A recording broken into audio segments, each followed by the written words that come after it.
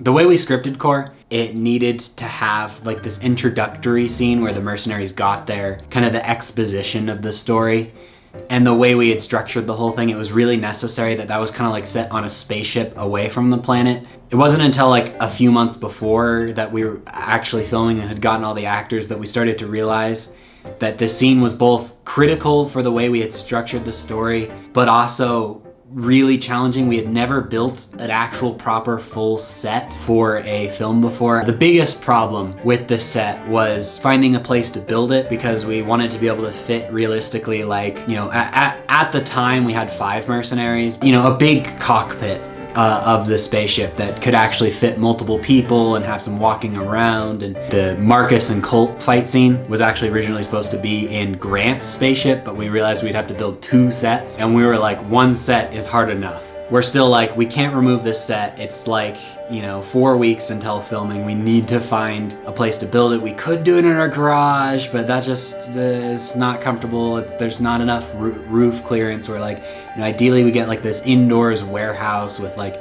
some good clearance. And Marvin's dad was able to get a contact with some people at his work. 1 week in between tenants, and they said, okay, you can have this when this company moves out and this other company moves in. You have 1 week. You can utilize this as much as you want during the week, but everything has to be out. And man, it was so relieving that we knew we had a week for the warehouse, and it actually looked cool. And as we went into the warehouse, we saw all of these boxes and crates around the warehouse, and it's kind of like this labyrinth and cool maze. And we're like, oh man, it'd be so cool to have, like, you know, people busting in and shooting through, and this would be our interior for inside the core facility, because that was another big challenge of finding the core facility. Those were the 2 main areas, and we're like, this is like a 2-in-1 kind of deal. I had a vision for something really elaborate. Of course, seeing television, you know, and sci-fi networks, you know, I wanted something on par with that.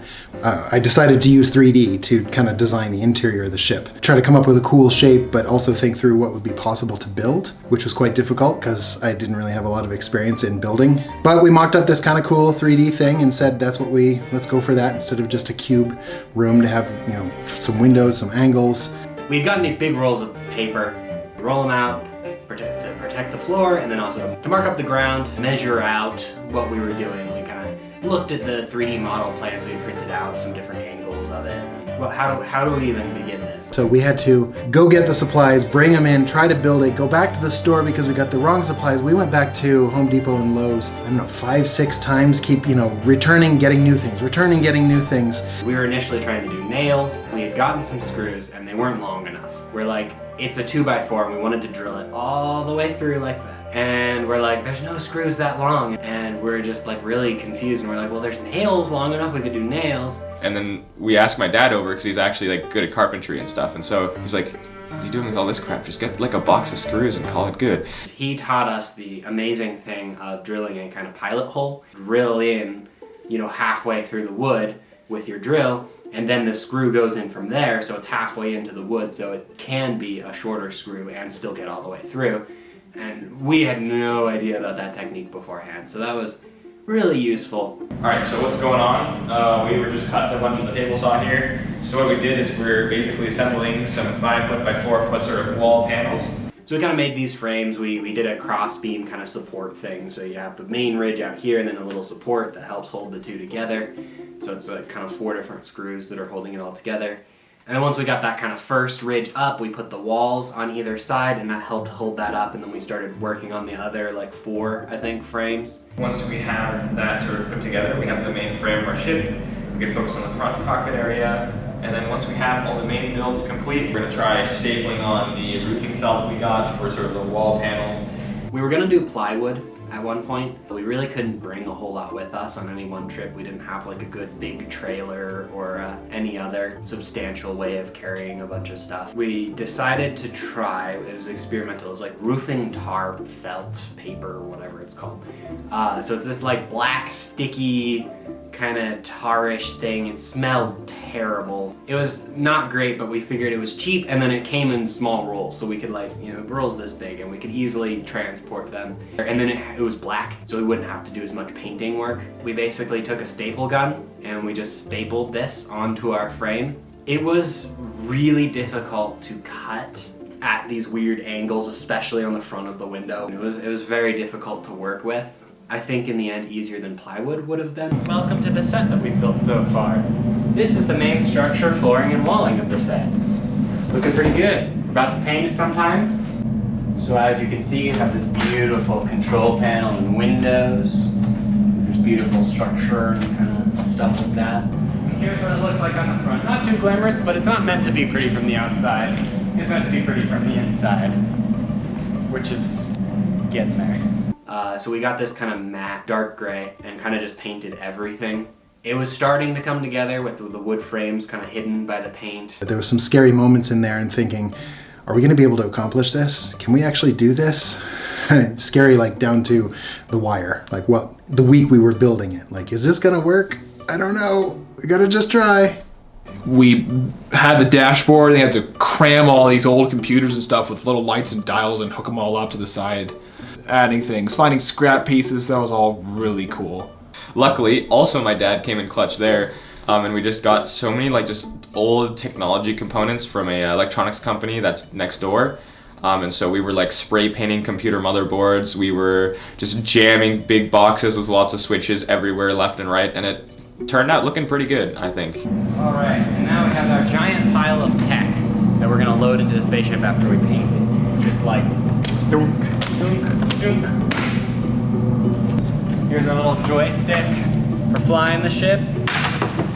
I think that was probably one of the most fun days on building the set, was just randomly putting in those pieces, figuring out how they all go, how to paint them, what to do. On the dashboard, we never actually nailed any of those things down, so all of those things were like slipping around and sliding. As we had gotten the warehouse, it was actually pretty cool because we walked in and we had seen these kind of two, like, it looked like a van or like a bus or some kind of like, it was like these two chairs that were connected together. It would be really cool if we could put these chairs, you know, into the spaceship set. So we asked the people that were, you know, that own the chairs in the warehouse, and they're like, yeah, sure. Unfortunately, there's like a bolt missing from the chairs, so you apply any pressure into the back seat of the chair and it goes like that and falls over. You can't lean back on those chairs or else it would have ripped right through and knocked over the whole set and ripped all the tar paper and everything. So we made sure everyone was being very careful with those, so that's why everyone's leaning forward in those first shots.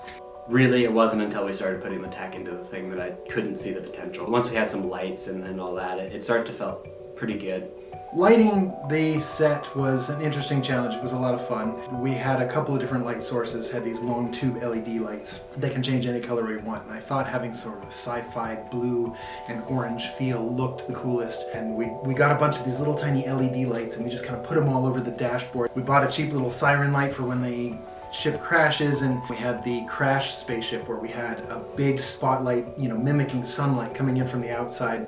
So one of the tricks that we had when the crash scene was happening was we wanted this ship to look like it's coming through the atmosphere.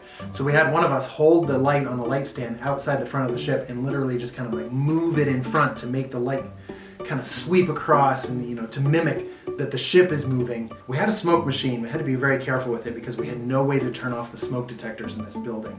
So luckily it was a sealed little set, and I kind of like puffed a little bit of smoke and the light caught it just right, so I think it really made it feel broken. We just kind of took some pieces and moved them off and changed the lighting to this kind of flashing, you know, looks like electronics, you know, broken. And that way we had some variety. We also had a third scene where Jaden's character comes back into the ship to talk to Grant, and we changed it all red to kind of add to the mood. I think that kind of made a distinct 3 versions of the lighting of the spaceship. It was, again, very hacky, but a lot of fun, and I think in the end it looks pretty good. On the day, right before filming, I had this cool idea to take, we have 2 iPads, really cool to have like a proper computer screen. We were also trying to figure out how to do the Grant's hologram, and I figured like, oh, if we had a computer screen, it kind of comes up out of that, and it's kind of like a hologram. So the night before filming, I stayed up until about 2 in the morning, working on making that little HUD to put on the iPad, figuring out how to render it. It was actually quite a pain to get it a looping video.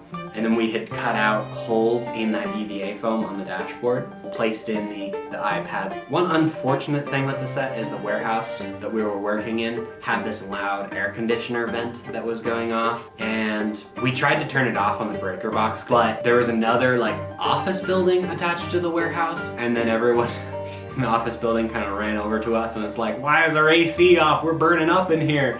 And we realized that the breaker was for the entire building complex, not just that warehouse section of it. That first scene, unfortunately, has this kind of irremovable, really loud sound in the background. Figure it kind of somewhat sounds like a spaceship engine rumbling. I would have preferred to add in my own sound and make it a little more cool. It's not great. It was unideal, but you know what? We're gonna take the few losses we'll take. We'll try to get what we can. And then we grabbed our cameras. Like, I hope this works. So much work put into, building and tearing it down. 1 week to do all of that was tremendous. Every single day was spent like 12 hours a day working on building the set, and then we filmed for about 12 hours in the filming day, and then we spent like 14 hours disassembling the set and get everything out, and it was just probably the most stressful week of my entire life. So that's the story of how we got a spaceship set. It was a pretty crazy journey. I would say we had incredible luck with the set. Getting the warehouse, getting the tech, getting the chairs, getting Marvin's dad, just everything, like it just worked out well. I really feel like we could have been dealt a really unlucky hand and not been able to do it. In the end, I'm really glad with how it turned out.